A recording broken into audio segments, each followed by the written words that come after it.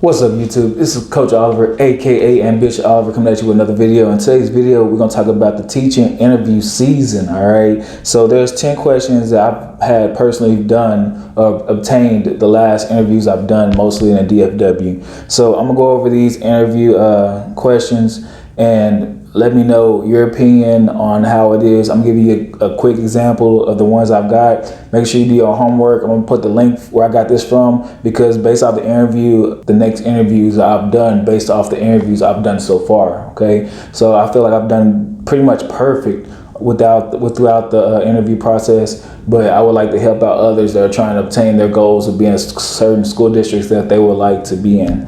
All right, so question number one: why you decided to become a teacher? So for me, it's just natural.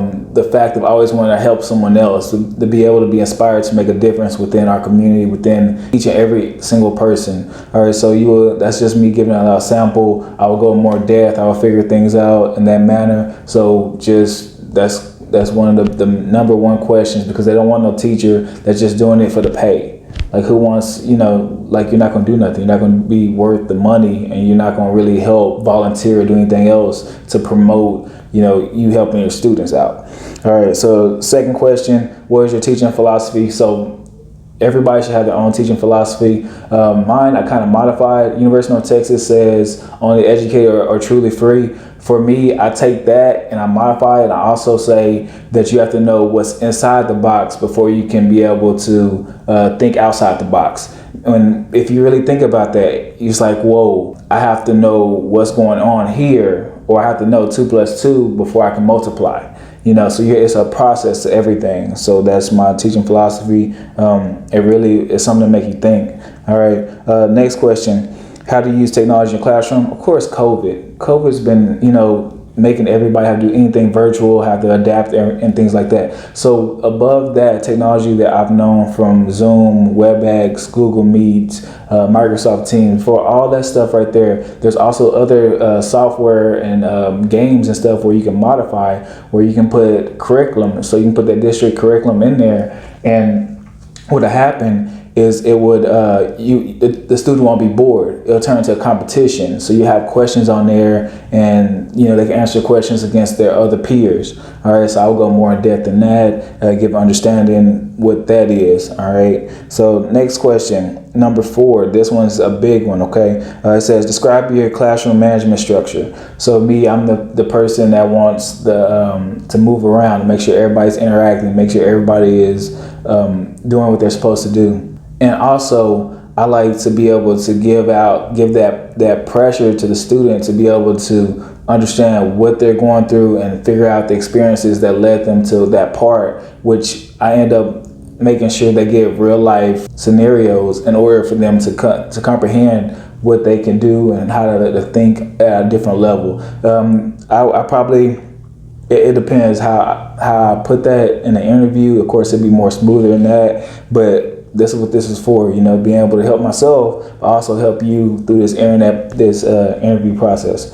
All right, so number 5, incorporate different behaviors and be able to get a student to do what you need the student to do. I had a little store where I gave out my own currency. We call it Ambition Bucks. And so I would have a store, and based off of what the student's progress is, I would give them Ambition Bucks for their participation and things like that. And then at the end of the week, or on Tuesday and Friday, they'll be able to cash out and get little snacks and stuff like that. So it's just progress, trying to build a relationship with the student and just things like that. So that's a sample. All right, how do you connect lessons to real world examples? Man, if you're teaching history, that's all day. We go through the same thing over and over and over again. So that's number 6. You know what real life is. So whatever you read, you can connect the dots. So just be willing to understand, okay, what is this question asking? All right, how can I apply this to something that happened before? And how can I make it where it is modified for the positive more than, the challenge? All right. Number 7, how do you encourage parents to support children's education? That's a big one right there. So some children feel that their parents make a certain amount, or their parents do good, or their parents, they don't need school. So incorporating parents in there and saying, hey, your student feels this way, it's just grabbing the attention of the parent, letting the parent know. And if the parent doesn't feel safe or doesn't have the educational background, I mean, it's a whole concept. I mean, you're free to comment below if you think I'm wrong or right or whatever it is, but it's the whole concept of the parent wanting that student to be better than the parent.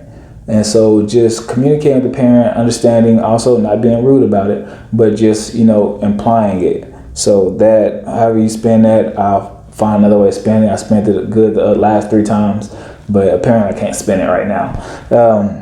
So next one, what are some methods to check understanding for being a teacher? There are the MAP scores, all right? So if you've been teaching for a while, you understand how MAP works. You pretty much get a progress of the student at this time, and then you take a MAP score later the next semester, you get progress off of that, and you're just building off progress. That's what MAP is. There are formative and summative. So the formative, you're getting progress throughout that unit, and so you're consistently knowing what am I doing? Okay, how is the student performing? And then you have summative, which is the wrap up. All right, it's the end of the unit. So you see, okay, what are the scores based off the whole unit itself?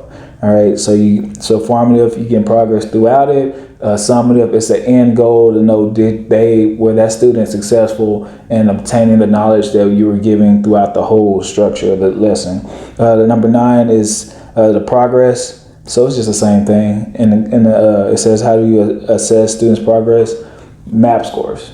Like I said earlier, that's how you assume it. You can do it based off of knowing that student, making a relationship and understanding, okay, what does the student know? And, making a relationship, the student will actually tell you, oh, I understand this, or I get this, rather than being scared to even speak out to say, I don't get this. All right, and the biggest one, number 10, is why do you teach at this school, or why do you want to teach at this school? Sometimes it's so simple to say, I live in a district, all right? I will have multiple things, of course, but just saying I live in a district and I like to volunteer, and it gives me opportunity to be able to be closer and also knowing the school. All right, so my bad, ain't no AC in the studio. And even being able to know the school, that I like the school because it has certain technologies that, apply to help out students, or whatever you feel fit, that is your personal reason why you want to be at that school. No answer is incorrect unless you say something about the money. Now that's incorrect. All right, but this is Coach Oliver, aka Ambition Oliver, out with another video. I appreciate you watching. Comment below if you agree, disagree, if you want to add something, if you want to help me out, or if I helped you out, just add whatever you want to add. Just put it in the comments below. Ambition out.